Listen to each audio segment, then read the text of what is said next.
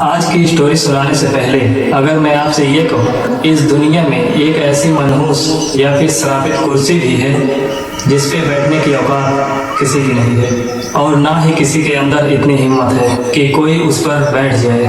तो hello guys, मेरा नाम है दीपक और आप देख रहे हैं दीपक टू लाइन R9। चलिए शुरू करते हैं। ऐसा मैं क्यों बोल रहा हूँ? क्योंकि आज तक उस कुर्सी पर जो बैठा फिर वापस कभी नहीं आया।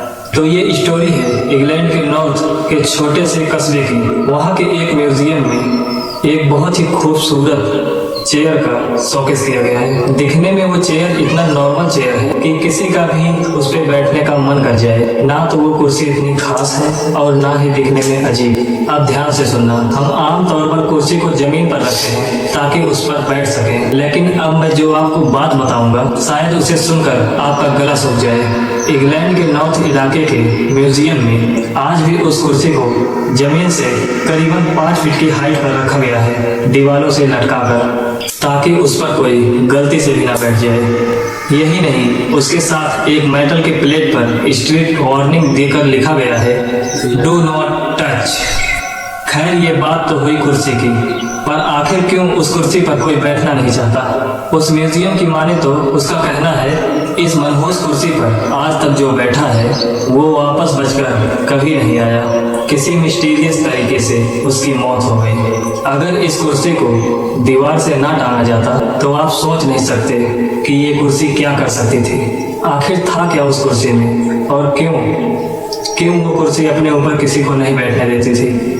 इसके पीछे की स्टोरी सुनकर आपके होश हो जाएंगे। सन 1702 इंग्लैंड, ये वो साल था जब इस मनहूस कुर्सी की कहानी शुरू हुई।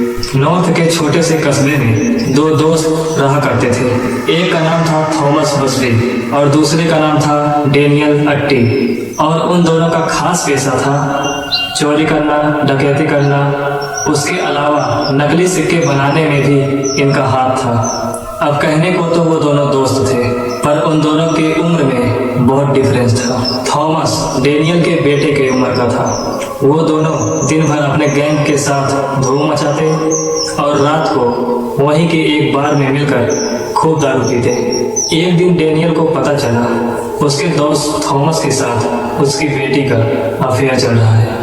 डेनियल गुस्से से लाल हो गया था, लेकिन कुछ दिनों में अपने गुस्से पर काबू पाकर उसने हाँ कर दी। आखिर दोनों एक ही थाली के चट्टे बट्टे थे। शादी के कार्ड छपवाए गए, लेकिन जो आगे की रहस्यमयी घटना होने वाली थी उसके लिए कोई तैयार नहीं था। अब आते हैं कहानी पे। उसके बाद भी वो दोनों हमेशा की तरह शाम को मिलते थे और पब में शराब पीते थे। और उस बार में जाने की एक और वजह थी, जो कि थी वो कुर्सी। थॉमस जब भी वहाँ जाता था वो उसी कुर्सी पर बैठता था और दारू पीता था।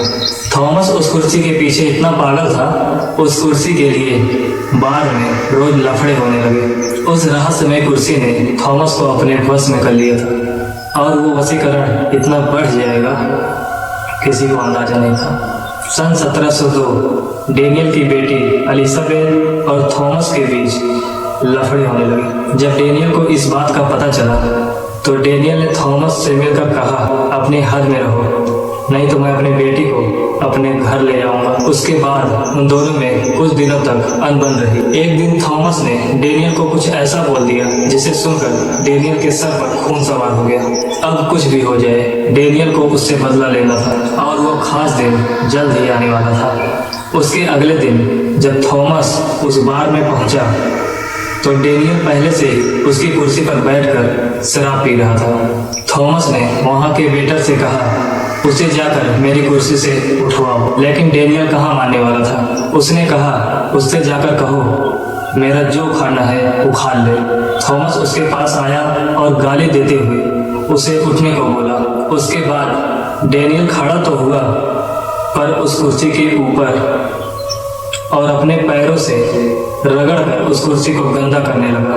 उसके बाद दोनों में काफी हाथापाई हुई। काफी बहसबाजी होने के बाद डेनियल ने उस कुर्सी पर थूक दिया और लात मारकर गिरा दी। ये सब कर डेनियल ने बहुत ही बड़ी गलती कर दी थी। उसके बाद थॉमस ने उसके सर पर हथौड़े से मारकर उसकी हत्या कर दी और उसकी छाती पर पैर रखकर उसी कुर्सी पर बैठकर ड्रिंक करने लगा। उसके बाद वहाँ पुलिस आती है और ये सब देखकर थॉमस को दबोच लेती है। सन 1703 थॉमस को डेनियल के मौत का कसूरवार मानते हुए कोर्ट ने उसे फांसी की सजा सुनाई। फांसी के एक दिन पहले थॉमस से उसकी आखिरी ख्वाहिश पूछी गई और थॉमस ने कहा, अब मैं जो भी कहूँगा क्या तुम सच में करोगे? जेलर ने बोला, तो बोल तो सही। उसके बाद थॉमस ने जो बोला उसे सुनकर सब हैरान हो गए। मेरी एक ही ख्वाहिश है, मैं आखिरी बार उस बार में जाना चाहता हूँ और उसी कुर्सी पर बैठकर अपनी लास्ट ड्रिंक लेना चाहता हूँ। और उसके बाद कोर्ट ने उसे इजाज़त दे दी। फिर थॉमस को पुलिस के साथ उस बार में ले जाया जाता है जिस पर बैठकर वो खूब ड्रिंक करता है। ड्रिंक करने के बाद वो अचानक से उठकर खड़ा हुआ और बोलता है, खबरदार, मेरे जाने के बाद अगर इस कुर्सी पे जो बैठा वो बचेगा नहीं। इतना कहते ही वो वहां से चला गया। अगले दिन उसे बीच चौराहे पर सबके सामने टांग दिया गया। उसके बाद उस बार के ओनर ने उस बार को बेच दिया। उस नए ओनर ने उस कुर्सी की कहानियां सुनाकर अपने बार में लोगों को बुलाना शुरू कर दिया। उसके बाद कई लोग उस कुर्सी पर गलती से बैठ गए और अगले दिन उनकी एक्सीडेंट में मौत हो गई। ये एक बार नहीं हुआ था, कम से कम 20 से 25 बार 20 से 25 लोगों की जान जा चुकी थी। उसके बाद बार के नए ओनर को लगा इस कुर्सी को यहाँ से हटाना ही ठीक होगा। अगले दिन वहीं के पास के म्यूजियम में फोन की घंटी बजती है। फोन उठने के बाद सामने वाला घबराई हुई आवाज में बोलता है, मुझे एक कुर्सी डोनेट करनी है। म्यूजियम वालों ने पूछा, क्या खास बात है तुम्हारी कुर्सी में? तो सामने से जवाब आता है, मनहूसियत। अगले दिन बार के ओनर ने उस कुर्सी को म्यूजियम के हवाले कर दिया और कहा, मेरी एक शर्त है कि आप उस कुर्सी को जमीन पर नहीं रखोगे।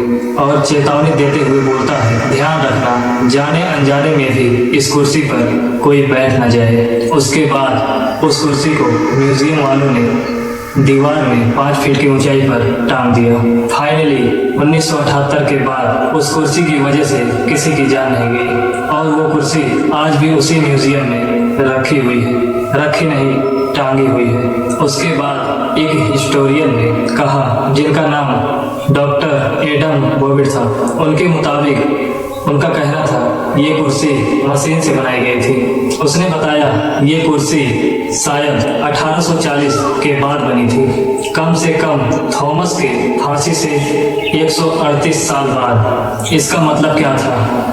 क्या ये कहानी झूठी थी? और उस हिस्टोरियन ने यह भी कहा, या फिर हो सकता है इस कुर्सी के साथ बाद में मॉडिफिकेशन किया गया है। अब आपके दिमाग में आ रहा होगा उस बार का क्या हुआ।